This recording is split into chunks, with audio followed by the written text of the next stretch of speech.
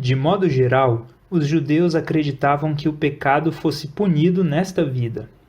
Toda enfermidade era considerada castigo de algum mau procedimento, fosse da própria pessoa ou de seus pais. De fato, todo sofrimento é resultado da transgressão da lei divina, mas essa verdade fora deturpada. Satanás, o autor do pecado e de todas as suas consequências, havia levado as pessoas a considerar que a doença e a morte viessem de Deus, como castigos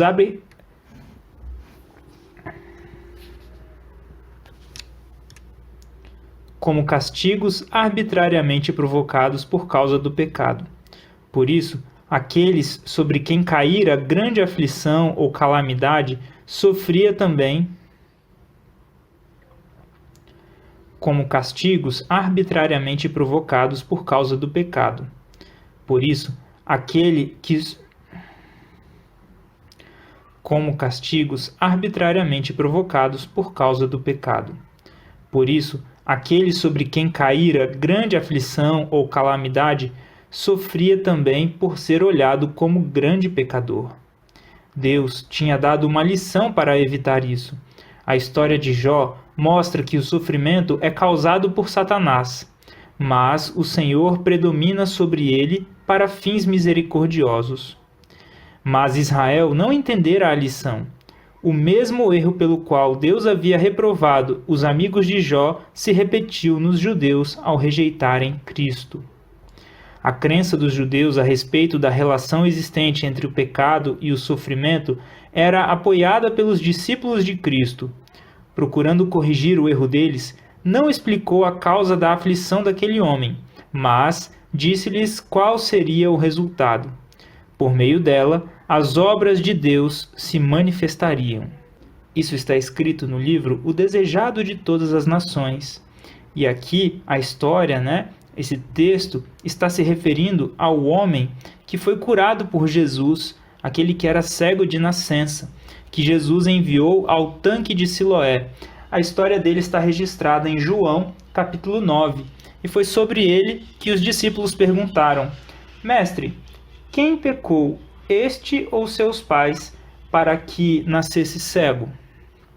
Então, vocês conseguem ver que os discípulos de Jesus também não haviam aprendido a lição da história de Jó, mas que nós possamos olhar para esse texto que nós vimos hoje, que possamos olhar para a história de Jó e aprender a lição que Deus está nos ensinando ali sobre a origem do sofrimento, e que nós possamos entender também e nos lembrar que Deus ele triunfa sobre o inimigo.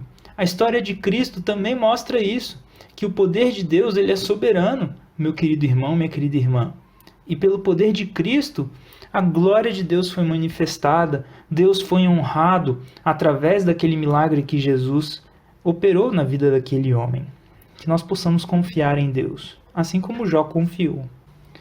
Bom, agora nós vamos ler um texto que está na meditação matinal para conhecê-lo do dia 18 de junho e que diz o seguinte para nós: santidade e humildade são inseparáveis. Quanto mais a pessoa se aproxima de Deus, tanto mais completamente ela se humilha e se submete. Quando Jó ouviu a voz do Senhor do meio de um redemoinho, exclamou: Eu me abomino e me arrependo no pó e na cinza. Jó capítulo 42, verso 6.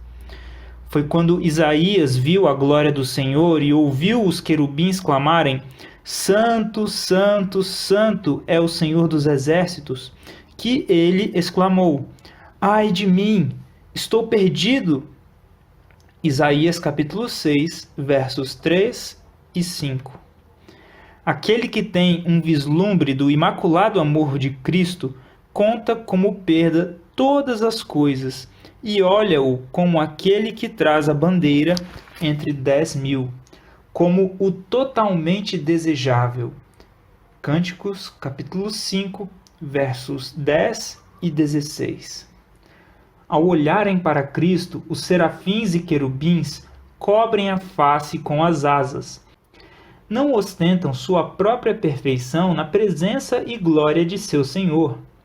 Quão impróprio é, pois, que seres humanos se exaltem?